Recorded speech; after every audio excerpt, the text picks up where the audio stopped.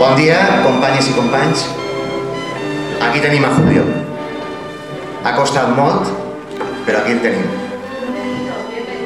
Bienvenido, Julio, en nombre de todos los que estamos aquí. Bueno, yo quería decir que efectivamente ha costado mucho traer a Julio porque, lamentablemente no, el Estado español tiene muchísimos pueblos y todos lo demandan, ¿no? De hecho, el hecho de que esté aquí Julio, pues es yo creo que porque la editorial ha tenido unos criterios demográficos, ¿no? Porque yo sé que muchos colectivos de muchos pueblos cercanos que estáis aquí habéis demandado su presencia para presentar su libro Combates de este tiempo. En todo caso, pues estamos aquí. De alguna forma es la manera de juntarnos toda la gran familia que somos Esquerra Unida, nuestros simpatizantes, nuestros amigos que también están aquí.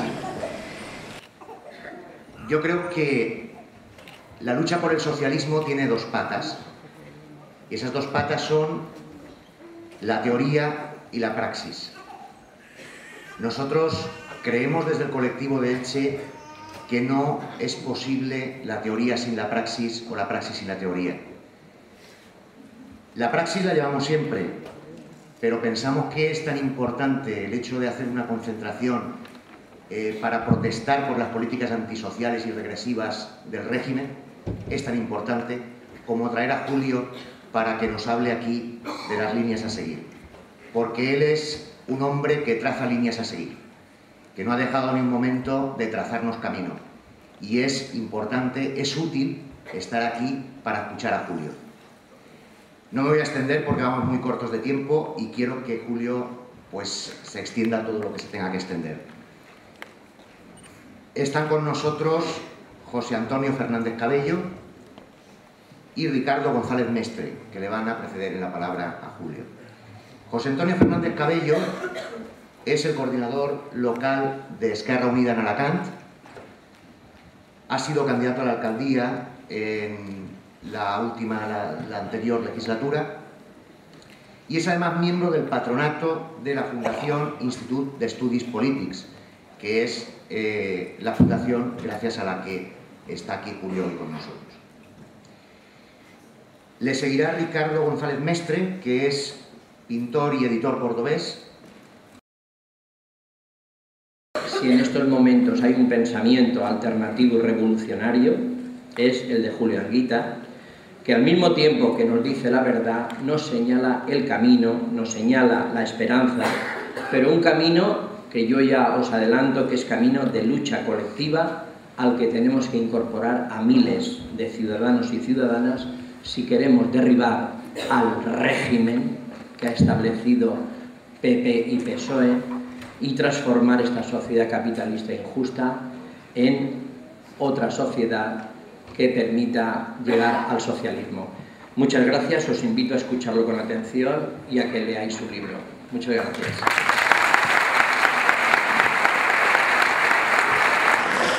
Buenas tardes, desde la editorial El Páramo, soy Ricardo González Mestre, cordobés, como el autor y como el editor y como la editorial de Julio y de su libro, os podré decir como sabéis, pues es cordobés, maestro de escuela, ejerció en secundaria en Córdoba, estuvo por varios pueblos de Andalucía, fue alcalde de Córdoba, el primer alcalde democrático en el 1979, que lo revalida en el 83 con una mayoría requete absoluta en Córdoba, de lo cual nos sentimos muy orgullosos, además de ser amigos, de que esté con vosotros. También, como sabéis, ha sido parlamentario andaluz, inició el proyecto de convocatoria por Andalucía, proyecto que viene a repetirse, del cual el día 24 de noviembre se reúne el Frente Cívico en Córdoba, como todos conocéis, y esperemos que eso se recupere el entusiasmo y la rebeldía que deberíamos de tener en los tiempos que corren. Con lo cual, no me enrollo más, gracias, y deciros que estos son los combates de un hombre que ha cambiado de trinchera, pero no de guerra. Gracias por acogernos aquí en el Chile.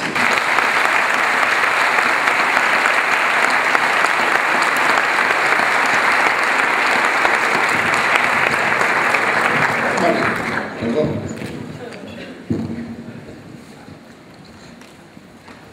Buenos días. La intervención mía tiene 4 apartados y al finalizar los 4 se abrirá un coloquio. A mí me gusta que haya coloquio, pero quisiera colocar algunas condiciones que lo hagan ágil y operativo. Hay una tendencia a que cuando se formulan preguntas a alguien, soltemos nuestra propia conferencia. Por tanto, yo agradezco preguntas cuanto más breves mejores, por incisivas que sean. Si yo las sé contestar y si no digo, pues no lo sé, no me pasa nada. Después del coloquio voy a firmar algunos libros y intentaré ajustarme el tiempo porque llevo fuera de mi casa desde el viernes y nos espera en automóvil hasta Córdoba. Bien, la primera de las 4 partes es ¿por qué surge este libro? Y surge, como ha dicho Ricardo, por una conversación, pero una conversación como consecuencia de lo que estábamos viendo en la calle. Yo siempre he tenido como referencia para escribir y para meditar y para reflexionar lo que veo, lo más normal, lo más corriente. Y observábamos cómo hemos perdido la memoria, cómo la gente no recuerda lo que pasó ayer, cómo ante un fenómeno como es la crisis, la gente dice, ha venido la crisis, esto es la crisis, como si la crisis fuese algo como la tormenta, como la lluvia, como un terremoto, algo que viene no sé por voluntad de quién. Tenemos la referencia de la situación que hay ahora, pero no nos paramos a analizar, ni nos ayudan a hacerlo, por qué ocurre la crisis, de dónde viene, quién la produjo, qué proceso ha tenido. Es decir, se intenta que las personas no reflexionen, se intentan que sean autómatas, y eso se consigue de muchas maneras. Una de ellas es la sobreabundancia de información. Dan tanta información aparente que no nos da tiempo a procesarla ni a reflexionar sobre ella. Llamo la atención. Toda información que a mí me den y yo no tenga siquiera 5 minutos para pensar en ella, no me ayuda a formarme. Al contrario, me está deformando. Que es el discurso de hoy en día. Datos, datos, datos, datos, que te van llevando por donde quieren y no te dan ni un momento de respiro para decir, vamos a parar y vamos a ver qué es lo que quiere decirme y cómo yo respondo. Pues bien, a eso obedece el libro. Obedece a que queremos, al leer los artículos, que veamos de dónde vienen los problemas que hoy tenemos. Y que no son nuevos. Que la situación que hoy hay en Europa ya la vivieron en Latinoamérica hace 15 años, exactamente la misma, y salieron de ella, como después yo explicaré. Así que el libro lo que pretende es, cuando se lea, colocar a la gente en el proceso histórico, para que entiendan, como ha dicho Ricardo, que estos lodos vienen de aquellos pueblos. Los contenidos son artículos, intervenciones parlamentarias, conferencias, que se han ido dando a lo largo desde el año 1976 y son de varios tipos. Hay algunos artículos breves de mi época cuando escribía en la revista La Clave, que dirigía Balbín. Escribí durante 6 años hasta que se cerró. Artículos sacados del diario El Economista, donde escribo todos los viernes, también llevo unos 6 años. Y después hay artículos que son ni más ni menos que la expresión de algo muy importante. Estos primeros artículos que yo he mencionado son de mi pluma. Bueno, de mi pluma son todos. Pero lo que voy a decir a continuación son de mi pluma. Pero no soy el autor único y exclusivo. Lo que a continuación viene de debates parlamentarios o la intervención ante Kofi Annan o los debates con Felipe González, con Aznar, o las comparecencias públicas, o los artículos sobre el Tratado de Maastricht y la moneda única, son el resultado del debate de mis compañeras y mis compañeros, y después he sido yo el que, tras ese debate, he escrito los artículos. ¿Qué quiero decir? Que eso que vais a leer no es solamente obra de mi pluma, sino del trabajo de muchos hombres y mujeres de Izquierda Unida y del Partido Comunista que desde hace muchos años nos reuníamos para discutir. Y la consecuencia de aquellos debates y lo que yo aprendí se trasladó después a través de mi pluma a lo que tenéis delante. Esto es un homenaje que yo quiero rendir públicamente a muchos hombres y mujeres del PT y de Izquierda Unida. Y en concreto, cuando estamos viendo hoy la situación económica y Maastricht y Europa, quiero recordar a Salvador Llobet, a Pedro Montes, a Juan Francisco Martín Seco y a tantos economistas en tantas horas y tantos debates nos ayudaron a entender qué es lo que estaba pasando en España y qué era lo que iba a pasar, como realmente ha pasado. En estos artículos, por tanto, no solamente quiero que veáis a mi persona, sino a los autores anónimos que han permitido con sus aportaciones que yo escribiera o que yo dijera en el Parlamento lo que escribí y lo que dije en el Parlamento. ¿Cuáles son los temas fundamentales de esto? El primero, Europa, Maastricht. Después, la moneda única. Después, las guerras de agresión de la OTAN en Yugoslavia y en Irak. A continuación, la intervención que tuvimos ante Kofi Annan, secretario general de las Naciones Unidas, explicándole cuál era nuestra posición ante la guerra de Yugoslavia. A él directamente. Se la entregamos en mano en una sesión de comparecencia de él en el Congreso de los Diputados. Después tenemos unas intervenciones en las que debates con Aznar y con Felipe González, siempre verán ustedes que hay un ofrecimiento, un tender la mano, pero eso sí, con un programa por medio. En esto quiero ser muy claro. A mí no me valen los símbolos, a mí no me valen las banderas. Yo soy comunista, pertenezco al Partido Comunista de España, pero yo quiero entenderme con alguien, no le veo cuál es su simbología, sino cómo vive, cómo lo demuestra actuando en la vida corriente y cuál es la propuesta que trae. Eso, consecuentemente, en los debates, cuando nos pedían unidad de acción de la izquierda, sí, pero ¿para qué? ¿Para hacer qué cosas? Esa es la obsesión mía del famoso programa. Es decir, nos unimos para hacer algo.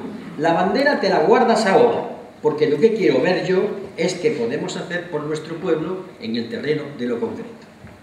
Bien, esos son los contenidos, grosso modo comentados, para que ustedes, cuando se encuentren a ellos, puedan ustedes entender de qué va.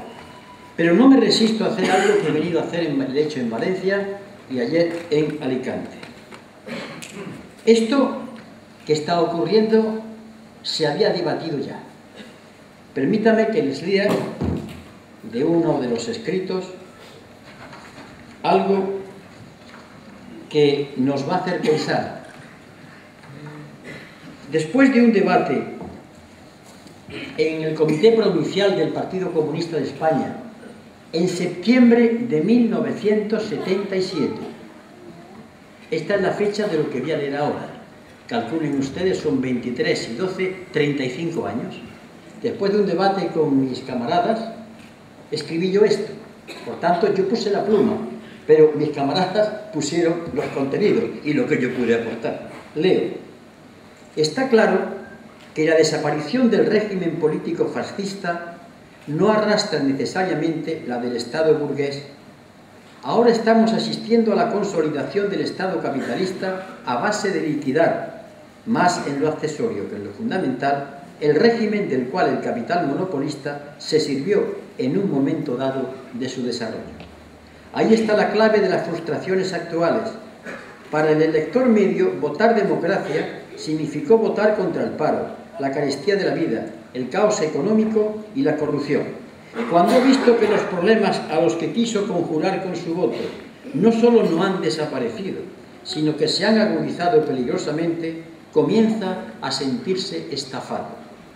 Empieza a desconfiar de la palabra democracia y mira con ojo acusador a las fuerzas políticas que siguen usando y abusando de la palabra. Se puso demasiado entusiasmo en el poder curativo de un vocablo. También la izquierda tiene gran parte de responsabilidad en el malentendido. Se prometió demasiado. La conquista del voto debe tener su ética. Se dejó sin explicar de manera clara la diferencia entre un concepto de democracia y su falsificación, que es ir a votar solamente cada 4 años. Esto, si yo no digo la fecha, ustedes creen que se ha escrito hoy. Pues bien, tiene la friolera de los años que he dicho, septiembre de 1977. Y aquí viene entonces la explicación que dije al principio y que enlaza con el siguiente apartado. ¿Por qué el título de combates de este tiempo? ¿Por qué he puesto combates? Obviamente, toda mi actividad política, por pertenecer a la fuerza política que pertenezco, al PC y a Izquierda Unida, somos una fuerza política que está combatiendo. Pero hay algo más. Cuando yo decidí licenciarme en Historia Moderna y Contemporánea por la Universidad de Barcelona, lo hice porque estaba harto de que, haciendo los comunes de Historia, de Filosofía en Sevilla, la historia eran las batallas de los reyes, la lista de los reyes, sus amores, las conquistas de determinado pueblo. Aquello no me llenaba. Y de pronto en la Universidad de Barcelona abrieron la puerta a que viniese la historiografía que existía en ese momento en Francia. Y había un gran maestro de la historia, ya muerto. Era Lucien Febvre, que era marxista y que escribió un libro magnífico que a mí me tocó. Era el libro Combates por la Historia. ¿Y qué venía a decir Lucien Febvre? Miren ustedes, lo de las victorias de los reyes, las coronaciones, son cosas muy superficiales. La auténtica historia es cómo hemos llegado a esta situación, cómo vivió la gente, qué comía, cómo se divertía, qué soñó, qué angustias tuvo, qué valores tenía, porque todos nosotros, los aquí presentes, somos herederos de esa tradición histórica. Y Lucien Febvre nos explicaba cosas, permítanme un ejemplo. ¿Ustedes han reparado la cantidad de cerdo que se come en España? ¿Y no han pensado por qué? Pues tiene una explicación, la da la historia. En un momento dado de la vida en España, comer cerdo era demostrar que no se era ni musulmán ni judío. Detrás de eso está la persecución de la Iglesia Católica contra los disidentes, expulsión de moriscos en el país valenciano, que arruinaron la agricultura valenciana. Es decir, en un simple hecho, como estoy diciendo, está la auténtica historia, está palpitando.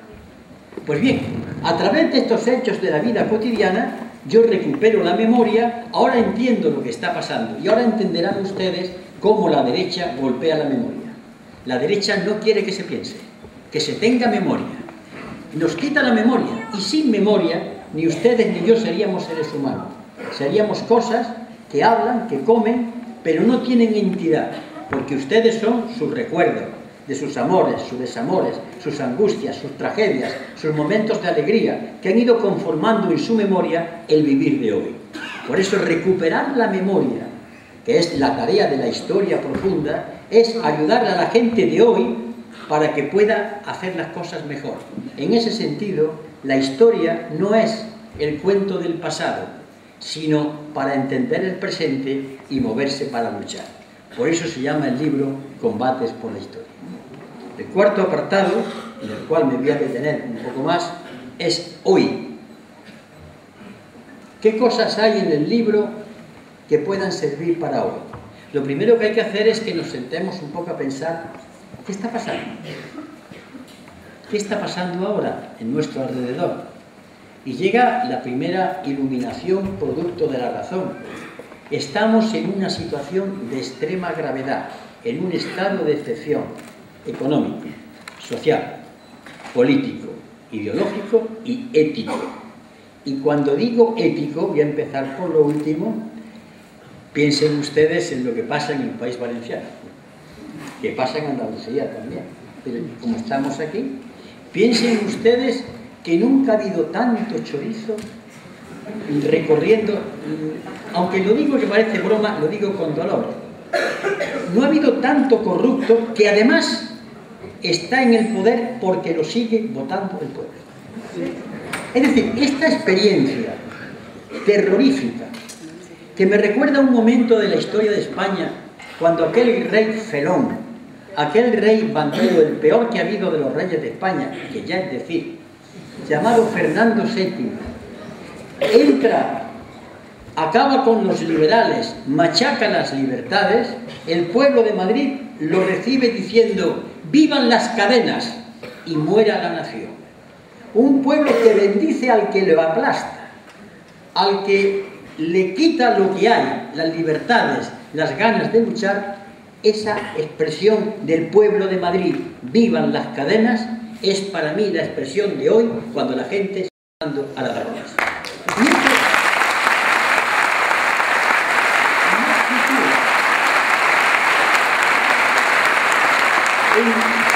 La gravedad del momento, porque no está solo que haya pare, que haya precariedad y que no sabemos dónde vamos a terminar, sino es que además la gente todavía no lo ve así, o no quiere verlo, tiene miedo a verlo.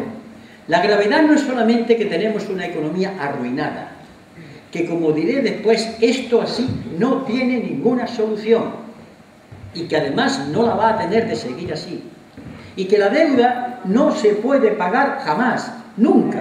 No se pueden pagar 3 billones de euros porque no sabemos hasta cuándo vamos a estar pagando y además no se puede. La entidad del problema económico es tremendo, estamos al borde de una bancarrota, pero todavía no queremos verlo. Y no me refiero a las gentes que se están moviendo, a los movimientos sociales, a esos que luchan en la red, a los hombres y mujeres de izquierda, que son un grupo de la población importante, pero no numeroso.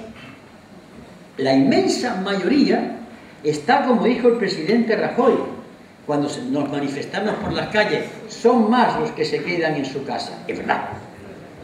Ahí está el problema fundamental para cuando tengamos que actuar para cambiar esto, porque no nos gustará como son, pero sin que ellos cambien, no es posible cambiar las cosas. Este es nuestro drama. Pero hasta ahora, esa inmensa mayoría que sigue votando lo que está votando, está adormilada, está raptada, está abducida, está alienada, o le pasa algo tremendo, que tal y como contaba su paisana de ustedes, y una de mis preferidas, doña Concha Piquer, cuando decía, vecinas que no me quiero enterar, prefiero vivir soñando a conocer la verdad. El miedo a enfrentarse con lo que tenemos aquí. Crisis económica, crisis social, de la cual solamente voy a dar un dato, que es escalofriante, que me afecta a mí como padre. ¿Qué se puede esperar de una sociedad en la que en estos momentos el 57% de su gente joven está en paro? He dicho el 57%. ¿Se imaginan ustedes dentro de 20 años, cuando estas criaturitas no tengan al papá y la mamá o al abuelo? ¿Se imaginan ustedes qué jubilación les va a quedar a estas criaturas que no cotizan? ¿Se imaginan ustedes qué vicio de sociedad, de país tenemos? Yo en esto le digo a los patriotas de pandereta y de desfile y la legión, que este es el problema de España. El problema que España desaparece porque los hombres y mujeres que tienen que mantener eso están todos en el paro. Y se podrán ir al extranjero, unos pocos, los que tienen título. Pero la inmensa mayoría de hombres y mujeres jóvenes no tienen título. ¿Se ha reparado alguna vez cuál es el futuro de este país cuando el 57% no tiene aspiraciones ni remotas de poder trabajar? Tengo que decir que esto que estoy diciendo ahora, hubo un hombre que yo lo advirtió. Si quieren ustedes después, esta tarde, si se molestan, entren en internet y busquen Informe Petras. Este fue un sociólogo al cual el Consejo Superior de Investigaciones Científicas le encargó un estudio sobre el futuro de la juventud española. Él lo realizó con su equipo, llegó al Consejo de Investigaciones Científicas, se lo dio, le pagaron y lo metieron en un cajón. ¿Por qué? Porque Petras hace 16 años dice lo que está pasando ahora. La juventud española no tiene futuro, pero dice algo más terrible. Y además, esa juventud que no tiene futuro, en una parte muy importante de ella, mayoritaria, no la hemos enseñado a luchar. Los hemos mimado y entre algodones. Niño, que tú no pases lo que yo pasé. Los ha hecho, por tanto, inermes, indefensos, muchas veces sin capacidad ni siquiera de resistencia o de rebeldía, de encogimiento de hombros. Pues bien, esto se sabía. Y lo sabía el gobierno de entonces y no hizo absolutamente nada. Esto es el peor drama social, con ser durísimo el paro, con ser durísimo el de la precariedad, el de la gente que cobra y no cobra horas que hace, el de las mujeres que son despedidas si se quedan embarazadas, en fin, eso es tremendo, pero esto ya es el sumum de las mayores de las perversidades y perversiones que pueden pasar en un país. Un estado de excepción político. Vamos a ver, si nosotros no nos gusta lo que hace el gobierno del PP, vale, vamos a votar. ¿A quién? Porque mis compañeros aquí somos de una fuerza política minoritaria que en momentos ha sido heroica, heroica, pero todavía somos minoritarios. No vamos a pegar ese estirón de pronto. ¿Qué va a pasar? Cuando un país se encuentra en que lo mismo es Juanito que Pepito, que ambos pactan la reforma de la Constitución, que es escalofriante lo que pactan, después lo comentaré, cuando están de acuerdo en más cosas de las que aparecen y fingen la pelea solamente en los años electorales, nos están trayendo a nuestro presente lo que pasó en España a finales del siglo XIX. En el siglo XIX, en una España atrasada, en una España de caciques, había dos partidos: el liberal conservador de don Antonio Cánovas del Castillo y el liberal progresista de don Práxedes Mateo Sagasta.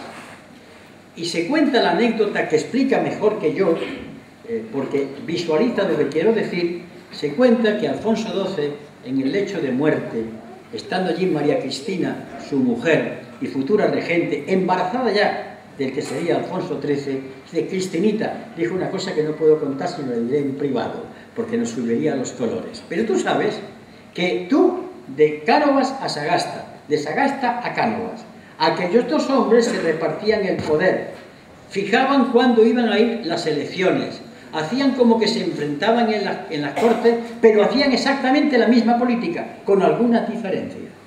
¿Quieren ustedes decirme desde la memoria sensata y tranquila quién empezó las privatizaciones en España? ¿Quién hizo las primeras reformas del mercado laboral? ¿Quién arrasó con el sector industrial? ¿Quién empezó en los años 93-94 aquellos hechos de corrupciones y de terrorismo de Estado? No estoy exonerando a los presentes, digo que en estos años ha habido un bipartidismo mediante una ley electoral que hace lo mismo que hicieron Cánovas y Sagasta, con una misma coincidencia. Cánovas y Sagasta vieron en el futuro Alfonso XIII la piedra del arco de bóveda que sostenía el andamiaje del edificio. Hoy, esa piedra, deteriorado por la salud, se llama Juan Carlos I de España. Cumple exactamente el mismo papel que algo que ocurrió en España hace 105 años. Es decir,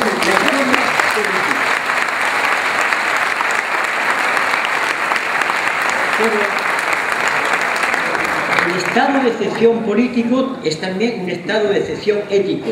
Como me he referido a ello, no voy a abundar más, solamente diré una cosa. Y hay que estar advertido de lo que está pasando. La corrupción está pululando. Pero ¿hasta dónde llega la corrupción? ¿Vamos a ser claros? Por supuesto que está instalada en el poder. Está en los tres poderes del Estado: el legislativo, el ejecutivo y el judicial. Y llega hasta las más altas magistraturas del Estado. Hasta ahí llega la corrupción. Pero, ¿y nosotros? ¿Y la mayoría de la ciudadanía? Yo he oído. Yo haría lo mismo si estuviera ahí. Pero además, tú los estás exonerando cuando votas y los vuelves a votar. Es decir, forma ya parte, los criticamos, pero es normal que eso ocurra. Es como una segunda naturaleza nuestra. Tenemos una cierta condescendencia cuando alguien roba de lo público. ¿Y quiénes roban de lo público? Son varios ladrones. Y quiero hacer aquí una advertencia. En primer lugar, para mí, los más responsables cuando roban son los que tienen una función política. Pero cuidado, no porque la política sea especialmente malvada, porque los hombres y mujeres que actúan en la política son del pueblo. Somos como el pueblo, de él venimos. ¿Cuál es nuestro pecado grave? Que cuando llegamos a ejercer la función política tenemos que cambiar esos hábitos de pensamiento. Pero no somos criaturas alienígenas. Hemos mamado eso de las entrañas mismas del pueblo donde vivimos. Que este es el drama. Que no venimos de la Luna ni de Marte, sino de ese pueblo mismo, que ha creado unos valores. Así que yo, en un artículo que publico ahí, que se llama La Coartada, digo que los hombres y mujeres que están en política cuando se demuestra que se han corrompido, tenían que tener, la sentencia tenga un agravante. Por ser político, doblar la sentencia. Pero observo con preocupación como en este país taurino los españoles toman el capote con una facilidad tremenda. Porque hay un discurso contra la política que podía ser justo y correcto, denunciar al ladrón. Pero aquí se olvida la gente de la banca y de los empresarios que estafan, roban, medran en su país, se llevan el dinero, incumplen las promesas, por no hablar de otros agentes económicos que están medrando en nuestro país. Vamos a ver, ¿qué hace la COE? Aquí se subvenciona a partidos y a sindicatos, vamos a entrar en las subvenciones, pero la COE, y vamos a ver, ¿por qué se subvenciona a la Iglesia Católica, Apostólica y Romana cuando en el año 1979 ella juró y perjuró que a partir de entonces no necesitaba dinero del Estado? Vayan ustedes a los libros, año 1979.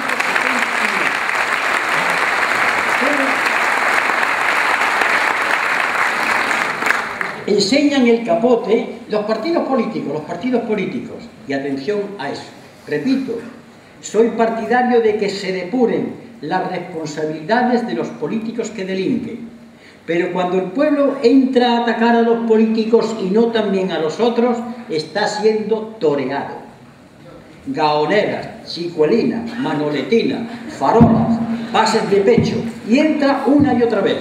Y ese es el discurso fascista, que quiere cargarse el sistema de libertades atacando a los políticos, que a veces hay que hacerlo, repito, y agravarle las penas, pero olvidando a los otros ladrones que están medrando. Porque cuando un alcalde trinca un sobre, es porque hay un empresario que se lo ha dado. Y hay algo más, hay un gobierno que lo indulta.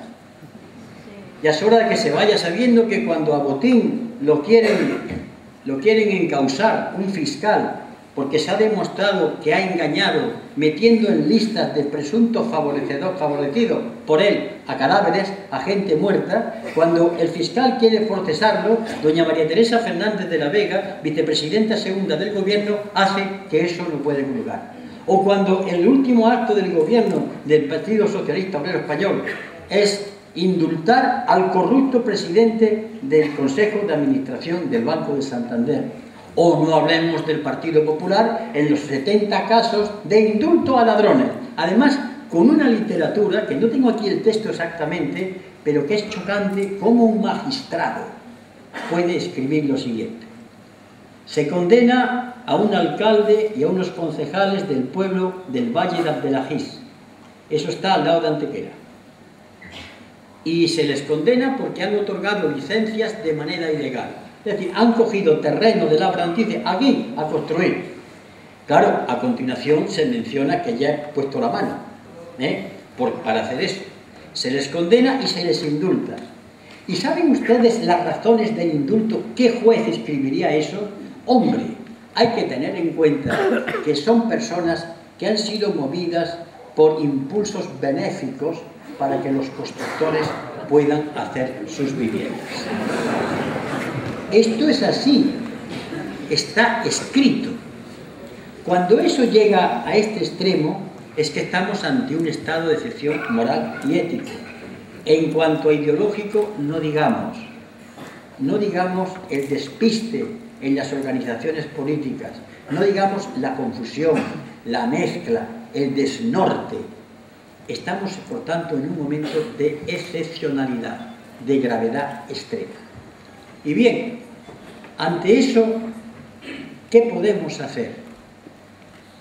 Primero, recordar por qué estamos así. Y allí en el libro, lo que hicieron mis compañeros se recuerda, y lo voy a recordar para que no volvamos a caer. Ustedes recordarán, la inmensa mayoría que están aquí, el famoso Tratado de Maastricht. Nos opusimos, nos quedamos solos, al que les habla ahora le llamaron lunático, iluminado, de todas las barbaridades. Pero bueno, aquello pasó.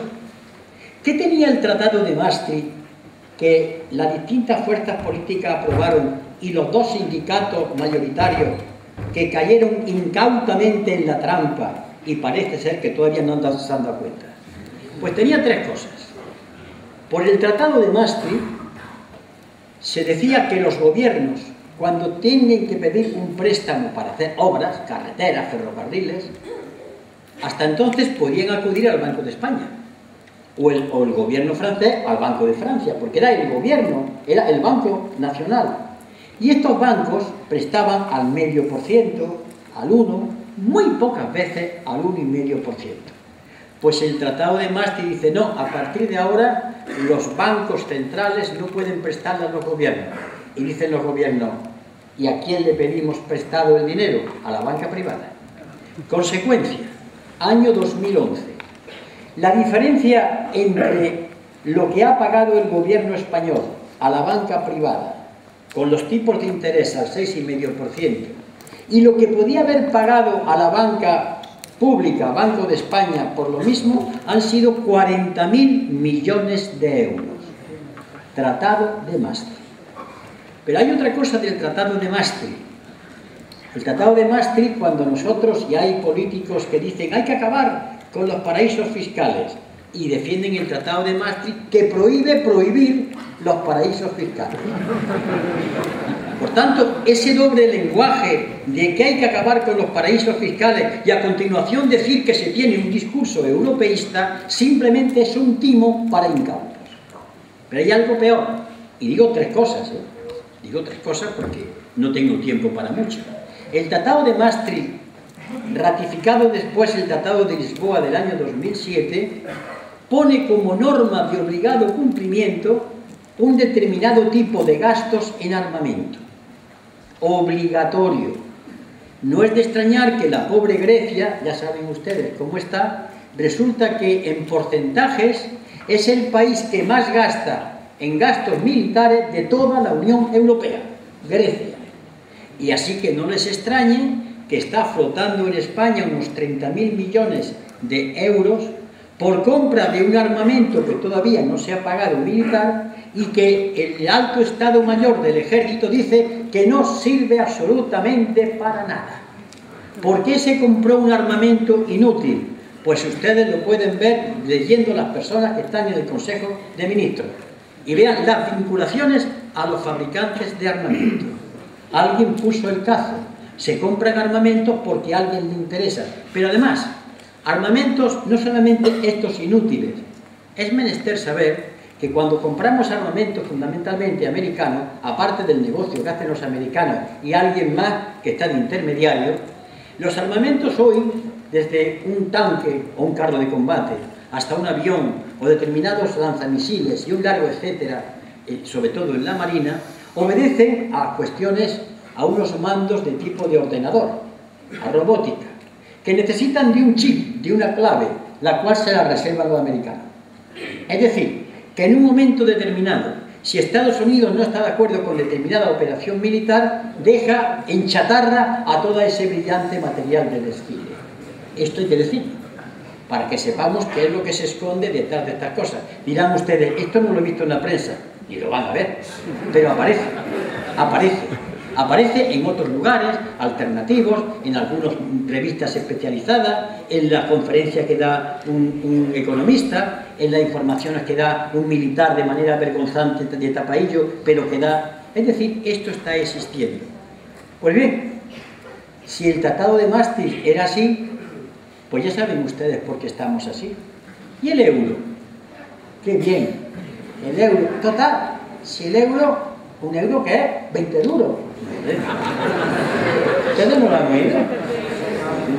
20 duros no. 20 duros y 66 pesetas más, 387. Pero ahí empezó a entrar el engaño y la estafa. Mire, la situación ha llegado a un límite tal, y no hablo por mi boca, sino por multitud de economistas, entre ellos 3 premios Nobel, que o Alemania se va del euro o nos vamos nosotros. No podemos estar los dos, por una razón fundamental.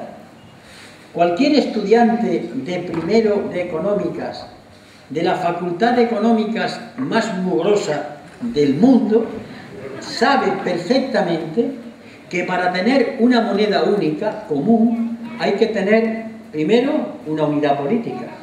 La peseta, porque fue posible, porque había una cosa llamada Estado español. Tiene que haber una política de convergencia económica, es decir, una política económica para todos los sitios. Tiene que haber una política social para todos los sitios. Tiene que haber un presupuesto que le sirva al gobierno para distribuirlo según le haga falta a las zonas más depauperadas que a otras. Pues se construye la moneda única sin tener en cuenta eso. Y tenemos la misma moneda que Alemania o que Holanda. Pero si ustedes no se quieren fiar de mí, y harán bien, yo les recomiendo que vayan ustedes a la hemeroteca o entren en internet. Busquen el diario El País, véaselo despacio para que tomen nota, del día 20 de mayo de este año, 2012. Diario El País, de 20 de mayo. Escribe don Felipe González y dice: cuando construimos la moneda única se nos olvidó, y empieza a decir lo que se les olvidó, que había que haber un presupuesto importante, que había que tener una política fiscal común, es decir, lo que se le había dicho al señor este en los debates de hacía 20 años. Exactamente lo mismo. Por tanto, el euro es hoy una de las trabas más importantes. Decir esto por mi parte, sé que es tener que enfrentarme a la crítica tremenda. Lo que pasa es que ahora yo no estoy solo. Están mis compañeros, y está Joseph Stiglitz y Paul Krugman y otros economistas, algunos de ellos premios Nobel. No estamos solos. Tenemos gente que está respaldando esta propuesta. Pues bien.